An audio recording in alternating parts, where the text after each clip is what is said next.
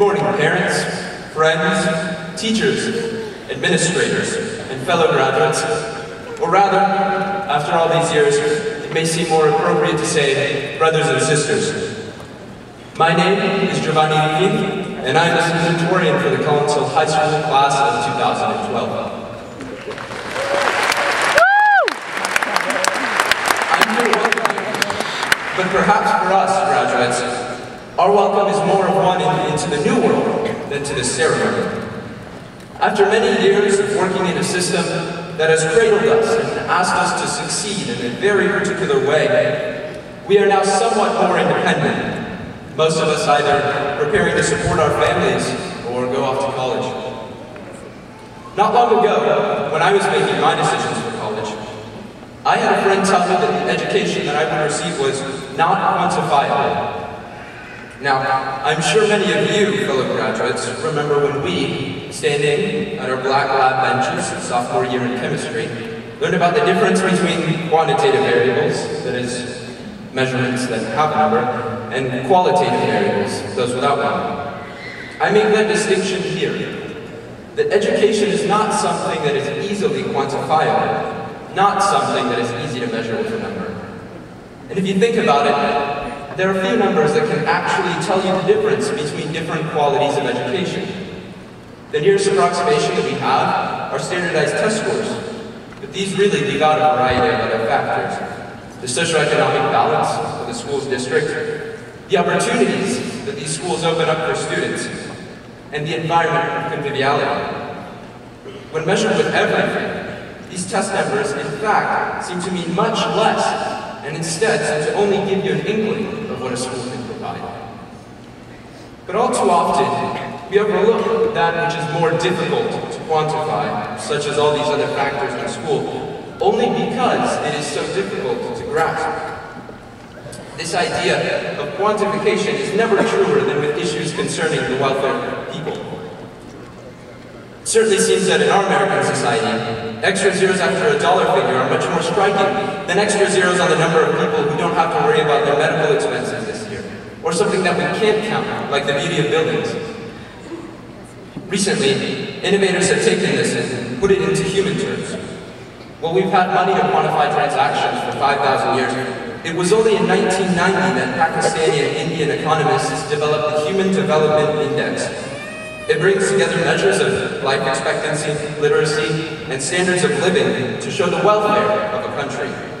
And in this case, I don't mean the colloquial welfare, but rather the one directly descending from its Latin roots, meaning well-being.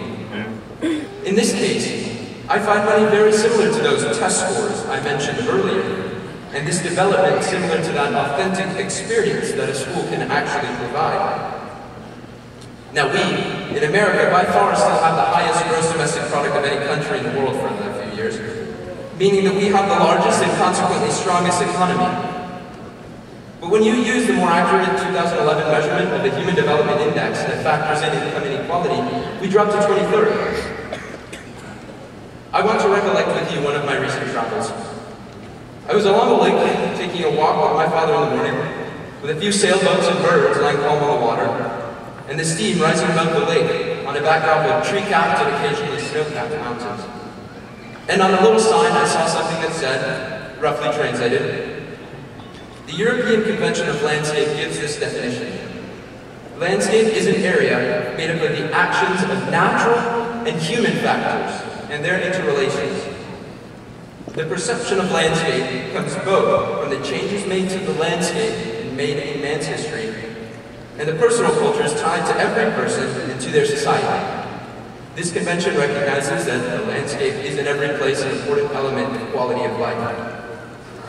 Notice here the whole creation of a convention for the protection of the physical and cultural landscape.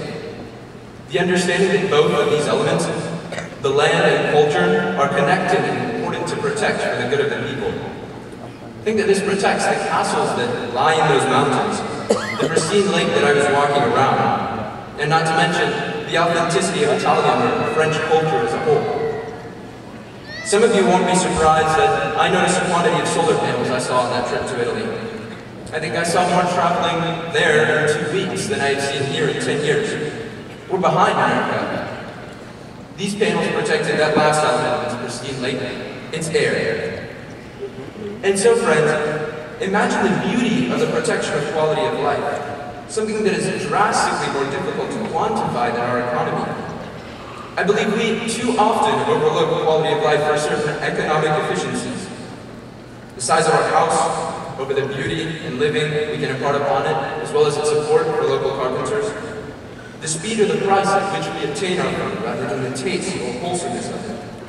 The simple development of strip malls in a community racked by urban sprawl, rather than a careful and much more beautiful development of land and centralized cities. And as has been realized by the world recently, the same urban development at the cost of pollution and consequent damage to health. So in the same way that it seems wrong to determine the benefit of a school by testing, rather than by authentic experience, we can't approach our world making decisions based on financial data instead of authentic experience, instead of quality of life. Perhaps this beauty of quality of life, the visual pleasure, the flavor, the companionship of people living together, the flexibility of an area to give you time with your friends and family, perhaps this is the beauty in life that we are so often called to reflect upon, and so to want to make better. And I urge you, friends, to never forget this beauty as you progress along your independent life paths. Because we're at a crossroads. We are at very defining years of our lives, class of 2012. You must begin to each take care of your individual cultural and physical landscape so that together we can protect America as a whole. I want to give you my most heartfelt congratulations and good wishes for your future. Thank you.